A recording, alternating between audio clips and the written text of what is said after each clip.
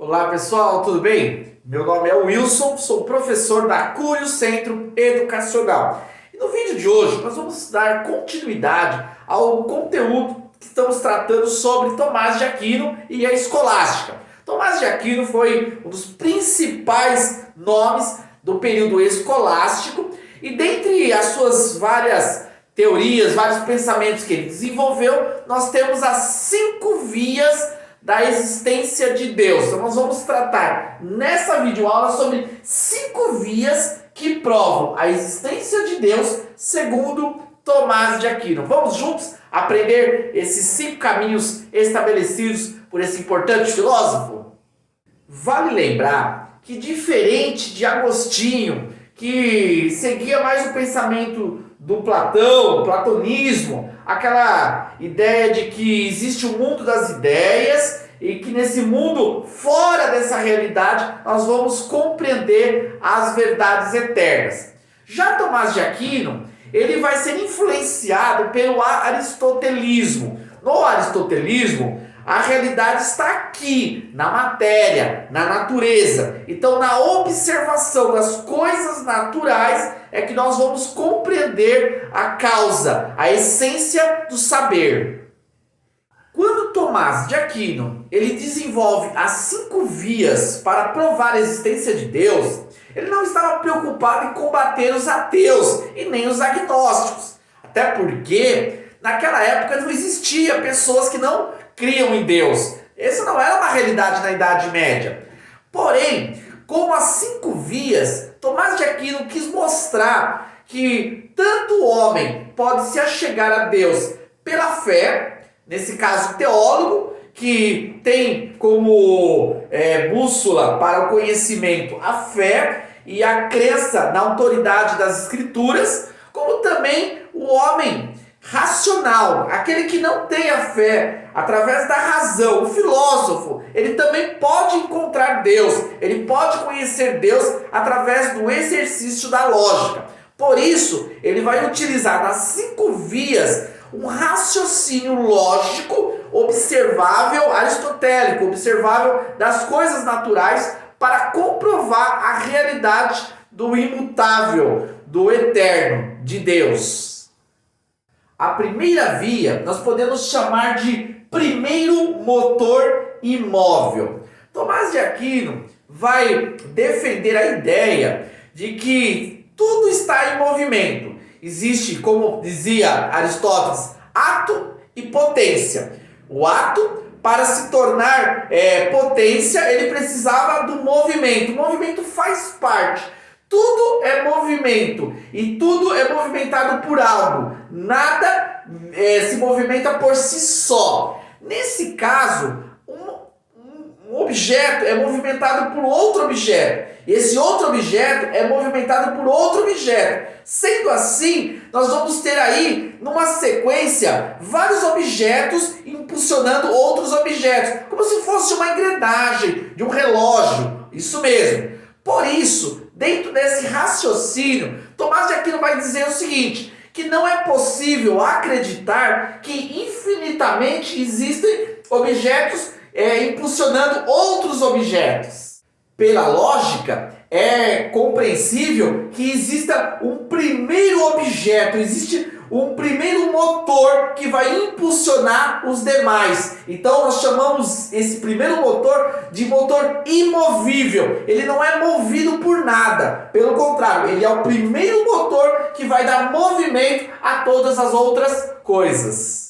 Nesse motor imovível, Tomás de Aquino vai encontrar Deus. Ele vai dizer que Deus é esse motor imovível que não é movido por nada e é Ele que movimenta todas as coisas. É Ele que determina todas as leis que regem o universo. A segunda via nós chamamos de primeira causa eficiente. Lembrando da teoria de Aristóteles, das 4 causas, Aristóteles vai dizer que toda causa ela dá sequência a um efeito. Não existe um efeito sem uma causa.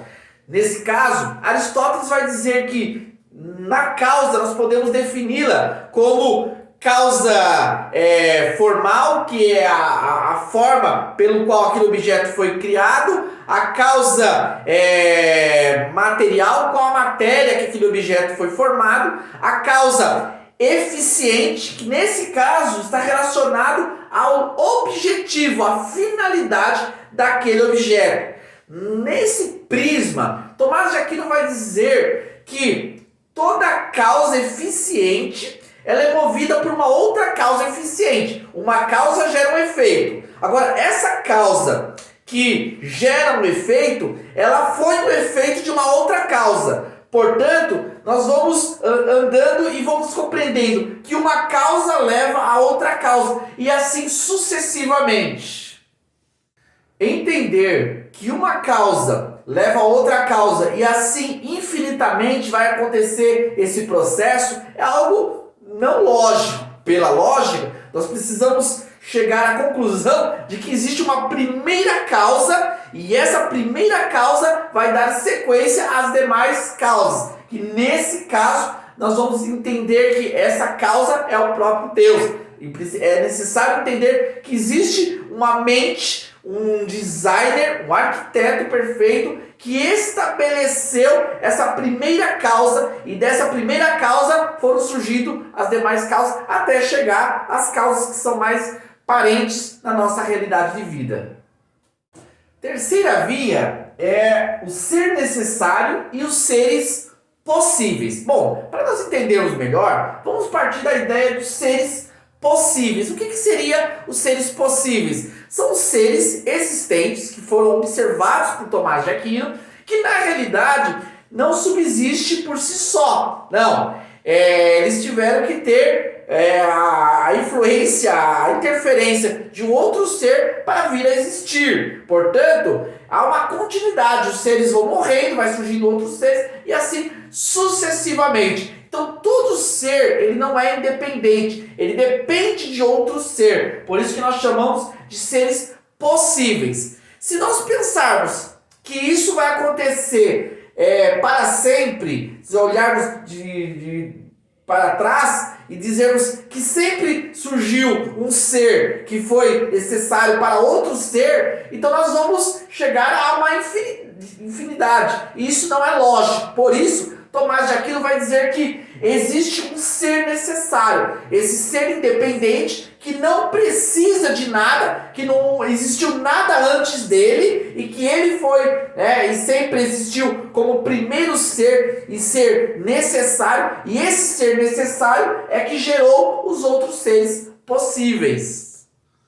Aquela pergunta, quem criou Deus? Essa ideia de que tudo precisa ser criado ou ter vindo de outro. Então esse pensamento, como se todos os seres foram seres possíveis e sempre precisaram de um outro ser, isso não faz sentido. Não. Para nós entendermos essa relação de um ser possível que depende de outro ser, nós precisamos chegar à conclusão que é necessário ter um ser que é necessário, que ele não precisa de nada para existir. E é a partir dele que os demais seres vieram a surgir.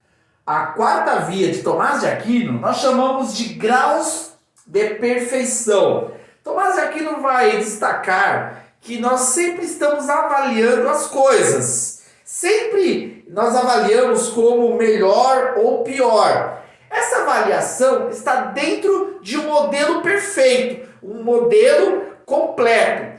Esse modelo completo, nesse caso, seria o ser perfeito, o ser máximo. Por isso, nós vamos entender que nenhum ser humano é perfeito. Porém, nós buscamos essa perfeição. Aonde veio essa ideia de perfeição, de algo pleno?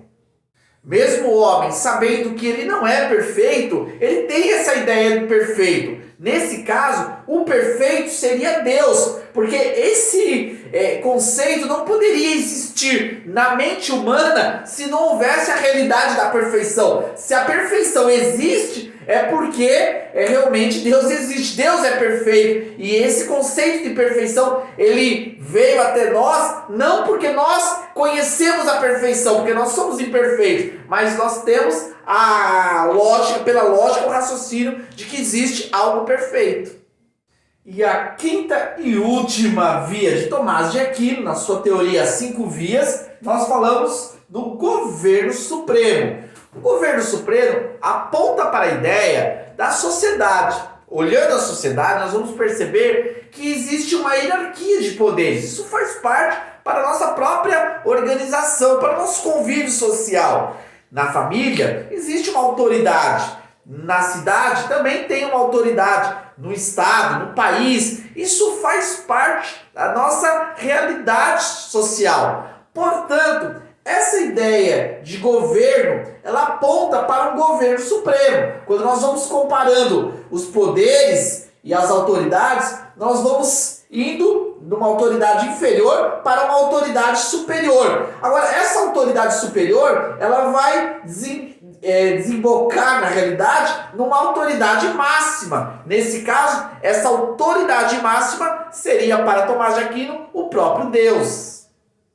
É só nós raciocinarmos. Uma autoridade superior, ela vai delegar para uma autoridade inferior. E assim nós vamos chegando até as partes mais baixas da sociedade. Só que se nós olharmos no inverso, nós vamos apontar das autoridades inferiores até chegar nas autoridades máximas. Olhando no nosso prisma de sociedade, nós temos a autoridade máxima no homem. Mas essa autoridade máxima, ela aponta para uma outra autoridade, que seria, nesse caso, a autoridade suprema, o governo máximo, que seria o governo de Deus.